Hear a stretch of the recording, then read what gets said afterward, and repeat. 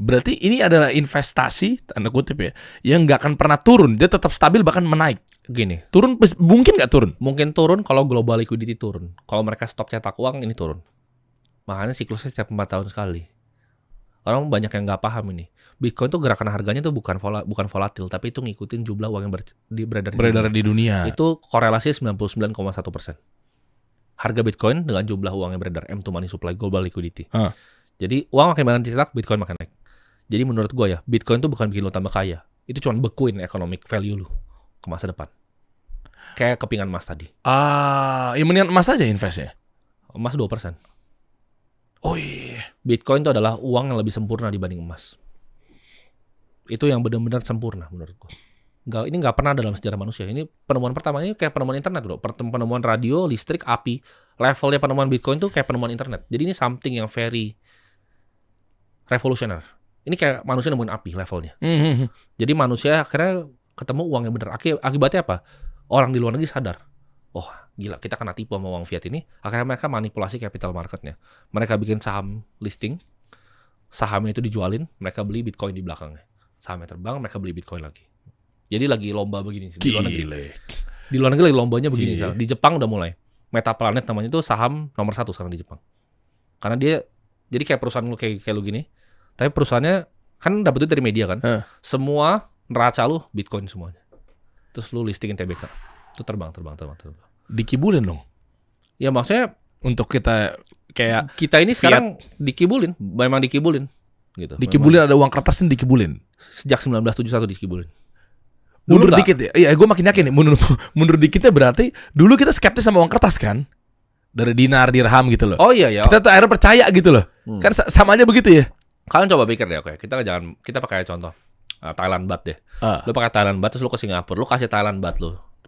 Orang Singapura, ini apa nih sampah ini? Iya. Itu kayak kertas buat ngelap sampah gitu. Nggak mau dibayar pakai Thailand baht mereka. Ya nggak berlaku. Perlu pakai SGD kan? Dan Iya. mata uang mereka lebih kuat. Mereka nggak mau pakai uang sampah Thailand baht. 10 ribuan. Apa bedanya sama uang monopoli gue tanya? Ayo. Lu ke Singapura kasih Thailand baht sama uang monopoli bedanya apa? Nggak ada, nol Iya, bedanya. bedanya. Itu gambar kertas gila. Gitu. Oke. Nah, kenapa ini bisa terjadi? Uangnya beredar banyak. Karena ya itu cara bank bekerja. Namanya ini fractional reserve banking. Ini yang gue pelajarin waktu gue masih belasan tahun. Jadi ketika lu taruh uang 1 juta ke bank itu cuma nyimpen lu taruh 1 juta nih ke bank. Dia cuma nyimpen 100 ribu. 900 dia pakai untuk pinjemin ke orang lain lagi. Nah, orang itu kan dapat 900 yang minjem nih. Emang dia pinjem, dia pegang begini? Enggak, dia masukin bank lagi kan. 900 masuk ke bank. Bank pegang berapa? 90.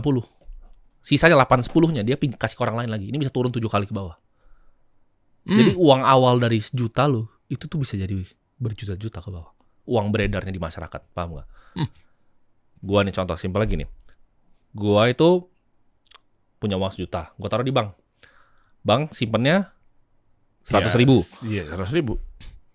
Derry butuh bikin toko roti. Derry mau pinjam duit dari bank nih, ya kan? Derry pinjam 900 ribu dari bank. Uang gua tuh sebenarnya tuh. Nah itu jumlah yang beredar udah berapa tuh? Iya, Nah, oke. Gua masih punya 1 juta kan di rekening gua. Iya. Lu udah punya 900 ribu loh di rekening gua. Nah, dari taruh 900 ribu itu di bank lagi karena nunggu konstruksi toko rotinya kan. Iya, masa langsung gue tuang semuanya di sini. Iya. Kan gaji karyawannya masih nanti. Bank simpan 90 lagi nih. 8-10 dikasih lagi ke si C nih. Si C yang misalnya dia mau bikin toko sepatu gitu. C mau bikin toko sepatu. 8-10 dikasih C. Uangnya udah berapa? Apakah 1 juta? Lebih kan dari 1 juta. Iya, lebih. Itu namanya fractional reserve banking. Itu sistem riba yang terjadi di dunia. Gile. Jadi gue tuh mungkin orang yang paling gak disukai sama bank. Karena gue kalau ke bank tuh gue gak pernah ngasih mereka untung. Karena gue tahu sistemnya. Gue cuma memanfaatkan Iya, makanya kenapa bank riba ya kayak begitu memang. Itu uang kan ngasih 1 juta. Bohong kan uangnya semua itu. Nah sekarang lebih gampang. Sekarang gak usah pakai kertas. Itu zaman dulu kan pakai kertas. Zaman Eropa kuno. Sekarang tinggal diketikkan digitnya. Nah jadi lebih scam Bitcoin atau itu? Kalian bisa pikir kan? Aduh. Nah, Iya juga ya. Bitcoin tuh fair. Transparan bro. Segitu ya segitu. Segitu. Nggak bisa dibalikin. Ketika lu transfer itu lu nggak bisa kayak undo transaksinya. Bank tuh bisa undo transaksi lu. Karena database di mereka. Ledgernya di mereka. Bitcoin tuh public ledger. Jadi semua dari transfernya tercatat bro. Semuanya tercatat. Selama belasan tahun ini tercatat semuanya. Transparan telanjang. Oke, kalau berarti Bitcoin ini akan tetap stay bahkan berjaya, anggaplah misalnya tadi lu bilang uang kertas ditutup, habis. Ini misal nih edukasi ini udah nyampe nih ke mereka-mereka semua. Iya. Nggak tahu lah ceritanya gimana, cara bank tutup, uang beredar juga sudah nggak ada lagi apa segala macamnya. Berarti kan buat masa depan ya berarti. Ya. Berarti itu kita akan berjaya di Bitcoin. Bank tutup semuanya. Contoh deh, orang yang udah hidup, kita sebutnya kalau Bitcoiner sebutnya Bitcoin standard. Jadi udah hidup di standar Bitcoin. Kayak tadi, satu Bitcoin itu satu. Ah. Jadi gue nggak ngecek, gue nggak gitu peduli sebenarnya harganya berapa. Itu gue cuma ngomong itu sebagai buat edukasi masyarakat, ya udah 1,7 M loh. Tapi gue nggak bangga di 1,7 M. Karena gue tau Bitcoin gue cuma satu. Yang turun tuh 1,7 M, bukan Bitcoin. Oh, Paham gak? Karena beda-beda bro. Lu kalau buka chartnya Bitcoin IDR 1,7 M. Tapi lu kalau buka Bitcoin Argentina Peso, itu luar biasa tinggi. Sekarang udah ke langit. ya karena beda. Karena Argentina Pesonya melemahnya lebih jauh. Iya, dibanding IDR. inflasinya dia sama inflasi kita beda. Yes, exactly. Jadi Bitcoin itu sama buat gua. Yang tambah jelek tuh Turkish liranya, Argentina peso, Nigerian dolarnya dan semua yang melemah. Bukan Bitcoin yang melemah. Bitcoin cuma tetap satu koin. Pemerintah ngukurnya ini komoditi ya, bukan. Sekarang kayaknya udah masuk aset keuangan dulu sama OJK. Komoditi pas masih di Bapepti kayaknya. Sekarang tuh udah masuk aset keuangan dan ya udah diterima dengan pemerintah, dan gua kaget sih sebenarnya. Indonesia sangat terbuka untuk aset baru ini. Negara lain banyak loh bro, nggak diregulasi. Indonesia ini one step ahead nih. Kita udah satu langkah di depan justru. Iya kan dulu kan mungkin kan jangan-jangan kita ngiranya ini adalah NFT, Iya. ya kan? Ini adalah kiranya mungkin judi, Iya, kadang ngawang, ya kan sih? Balik. Sementara lu sama NFT gimana? Enggak juga ya? Oh, gue nggak percaya NFT. Ngapain gue sukanya lukisan beneran kok? At least lukisan di tempat gue bisa gue lihat kan bagus. Oh. Menurut gue NFT itu balik lagi. Lu tawarin gue nya apa nih? Itu dibikin sama siapa? Sama orang kah? Orangnya dapat untung dong? Gue nggak mau. Itu nggak masuk komoditas. Komoditas tuh gini. Diri jual emas ke gue. Ya gue mau beli emas. Karena gue tahu emas ini dari tanah gitu loh. Kalau Derry jual gue NFT, lo yang bikin ya Derry. Gue nggak mau. Lu bisa bikin ya, gue juga bisa bikin gambar monyet gue sendiri gitu kan. Ada gambar-gambar monyet kan. Ya kan sama, Bitcoin juga dibikin juga kan? Enggak, dia cuma kasih 9 lembar kertas, dia nggak bikin. Oh dia ngasih ya Dia temuan cuma ini ya? kasih temuan Oke, doang, oke, kayak oke. ngasih paper.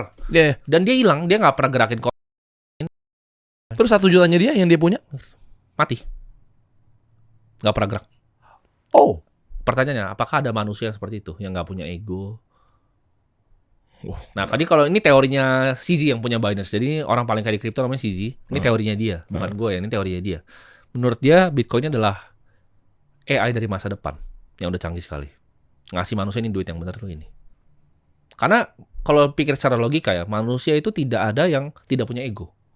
Atau kecuali orangnya udah mati. Ya. Kalau teori gue, menurut gue orangnya udah mati. Menurut gue. Menurut lu nih? Yang ciptain Bitcoin udah mati. Karena gak ada manusia yang tidak punya ego untuk ngakuin ini ciptaan gue. Ciptaan yang sebegini hebatnya. Ini kayak nemuin api bro. Ini kayak dewa ngasih api. Iya. Tapi ini dengan nuansa Jepang ini berarti orang Jepang? Belum tentu juga? Belum tentu juga. Satoshi ini? Belum tentu. Tapi kan uniknya gitu. Kenapa CIA nggak bisa track dia? Nggak bisa di-track dia gitu. Dengan teknologi surveillance seperti sekarang. Nggak ada yang bisa tahu loh. NSA nggak tahu, CIA nggak tahu, nggak ada yang tahu. Tebakan lu kalau dari kira-kira ekspansinya ekonomi di sebuah negara, lawannya kontraksi tentunya gitu kan. Kira-kira nih ya bego-begoan aja deh. Negara mana nih era yang diduga-duga kayaknya dia adalah yang penemu bukan penemu ya, mengabarkan ini sesungguhnya si Satoshi ini. Nggak ada negara yang ngabarin kayaknya. Enggak ada, bukan negara Nggak ya? ada, bukan negara. Ini non-state Central actor. Bank nggak mungkin juga. Nggak mungkin. Kenapa jadi ke dia? Ini bahkan kalau kita lihat ini kan dulu sempat jadi musuhnya Cina bro. Jadi Bitcoin tuh di-ban sama Cina 2018, makanya harga turun kan. Tapi bahkan Cina pun, negara seperti Cina, India juga ban. Karena dia takut sekali yuannya ini bermasalah. Kalau ada ini, barang ini. Jadi penambang-penambang yang di Cina itu semuanya disikat-sikatin di Cina. Tapi uniknya bro, orang Cina tetap beliin. Mereka rela di penjara untuk ini. Di Cina sekarang. Lo ketawarin beli misalnya barang pakai Bitcoin di Cina, mereka mau lo terima. Karena Cina tuh pasar sahamnya bukan tempat investasi. Semua orang tuh di dunia ini, orang pintar, orang kaya tuh tahu bahwa uang ini nggak ada value-nya. Iya. Semua tahu. Lu kalau ngomong kayak ada konglomerat tahu gini ya, bohong. Dia bohong sama lu. Kenapa? Coba lu tinggal tanya ini. Cash yang dipegang sama asetnya berapa? Nah itu tinggal itu. Cashnya pasti kecil sekali, sepersen. Di convert ke aset pasti. Ya, Pasti paham antara jadi properti, Iya, antara jadi obligasi, pasti aset investasi. Karena kenapa? Karena ini worthless, ini sampah nih. Ini hilang gitu. Ini cuma dipakai nilai tukar. Kayak gue pakai cuma buat nilai tukar kan. Oke. Ini langsung kita teknis aja nih kalau gitu nih ya. Anggaplah 100 juta langsung nih, ini mungkin ditunggu-tunggu sama teman-teman nih, poinnya ini nih, di audiens gue nih. 100 juta deh taruh, jebret. Kalau mindsetnya adalah bahwa Bitcoin ternyata bisa ngubah hidup dan lain sebagainya. Ya. Kalau investasi ke roti, ke sepatu masih ada harapan. Dagang aja udah, trading aja udah. Ya kan, beli di pasar modalnya 300.000, lu jual 500.000. Betul. Beli ya gitu-gitu kan. Itu kan ada duit nyatanya, ada marginnya. Ya. Kalau kayak gini, ini long term, short term, atau seperti apa, bro? Nah, ini kan sebenarnya teori finance dasarnya. Kalau teman-teman mau bikin usaha, let's say. Kita mau bikin usaha. Oke. Usaha kopi, ya kan? Kita coffee shop, kita bikin coffee shop. Coffee shop itu misalnya punya modal, ya kan? Yang balik modalnya misalnya 2 tahun. Ketika keluar modal baru dapat profit kan? Oke. Misalnya dia balik modal 2 tahun itu returnnya besar tuh, ya kan? Belasan persen sampai hampir mau puluhan persen. Itu teman-teman harus balik modal dulu yang pertama. Dan kalau kedua, kalau gagal itu hilang semua duitnya. Dan nggak gampang untuk ibaratnya cut loss sebuah bisnis. Lu ada karyawan lu yang di PHK, lu mesti kasih pesangon. Lu mesti renov balik kalau lu sewa. Repot. Bitcoin tuh gue bilang Bitcoin tuh simple. Returnnya tuh 20-30% per tahun. Oke. Hitungan gue 20-30. Wow. Akan konsisten selama 20 tahun ke depan. Karena historicalnya 100%. Itu udah gue diskon 5 kali. Jadi menurut gue sekitar 20-30%. Lu kalau taruh misalnya 100 juta. Gue udah bikinin bro. Kan lu bilang kan teman-teman mau taruh 100 juta kan. Gue tuh udah bikinin sebagai demonstrasi waktu itu. Jadi tahun 2023 awal. Gue bikin series di YouTube namanya Borong Bitcoin. Gue nonton. Sampai ke 24 sekarang kan. Iya itu dari 100 juta bro. Itu teman-teman bisa lihat secara transparan. Itu kan gak bisa dibohongin. Itu gue nyontek konsepnya Satoshi itu. Gue kunci pakai waktu seriesnya. Kan nggak mungkin ada yang bisa bikin seperti itu, karena itu udah gue bikin duluan. Iya, oke. Gue kunci pakai waktu. Jadi ketika dia 100 juta, gue masukin 100. Teman-teman lihat loh, itu returnnya luar biasa. Udah 4M ya sekarang ya? 5,1. 5 ya?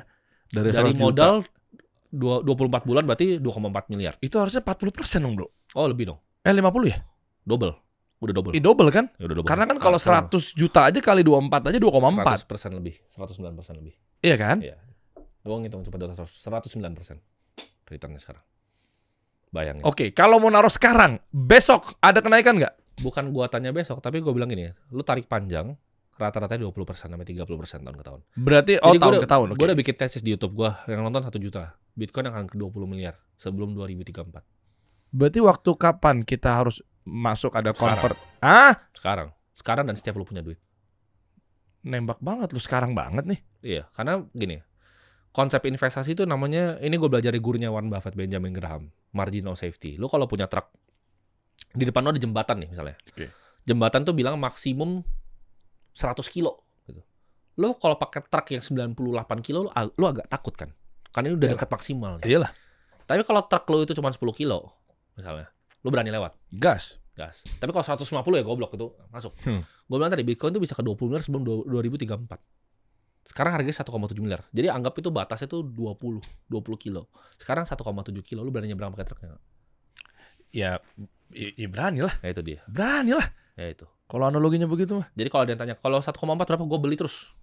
Pakai semua duit gue beli. Semua duit gue di Bitcoin 95%. Bro, 95%. Lu seyakin itu berarti ya? Iya. Coba bantu mereka untuk validasi bahwa lu bilang sampai 2030, 2034 bla bla bla bla bla gitu, bahwa benar-benar oke sekarang kita pindah, bukan pindah ya, maksudnya gas masuk semuanya ke Bitcoin. Apa boleh tahu nggak reason yang paling kuatnya?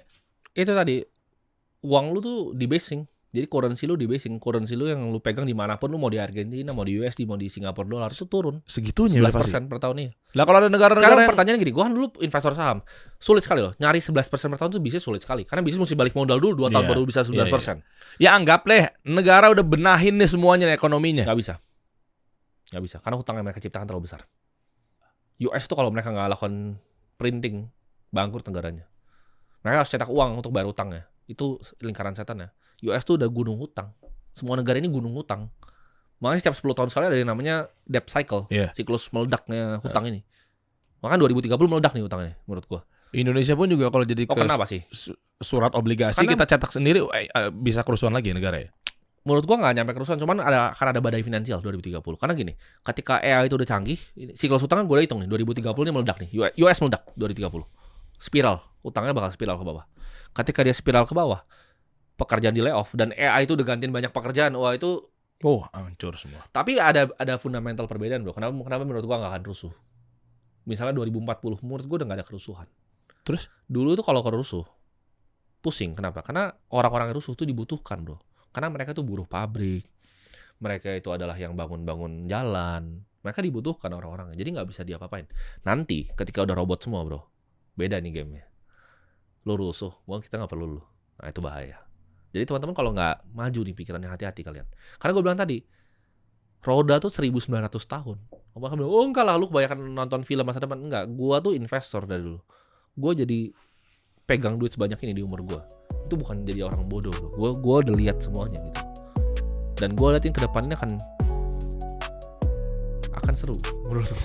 Untuk orang tertentu akan seru, tapi untuk mereka yang di bawah akan ditinggalkan.